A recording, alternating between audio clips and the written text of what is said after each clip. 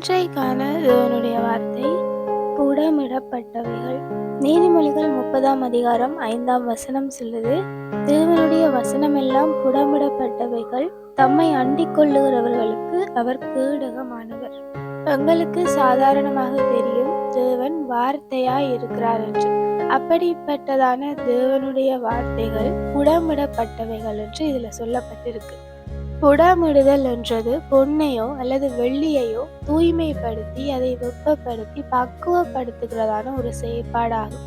அப்படிப்பட்டதான புடமிடுகிறதான செயற்பாட்டை தேவனுடைய வசனம் செய்கிறதா. உண்மையில் தேவனுடைய பிள்ளைகளுக்கு தேவனுடைய வசனம்தான் ஆகாரமாக இருக்கிறது.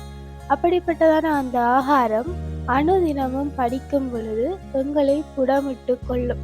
அப்படி புடமிடுவதன் மூலம் எங்களை பரிசுத்தப்படுத்தும், எங்களை பக்குவப்படுத்தும். அப்படி தேவனுடைய வார்த்தைகள் ஒவ்வொருத்தரையும் பக்குவப்படுத்தி பரிசுத்தப்படுத்த போதுமானதாக இருக்கிறது. தேவனுடைய வசனங்கள் எல்லாமே புடமிடப்பட்டவைகளாய் இருக்கிறபடியால் எங்களையும் அது புடமிட்டு கொள்ளும்.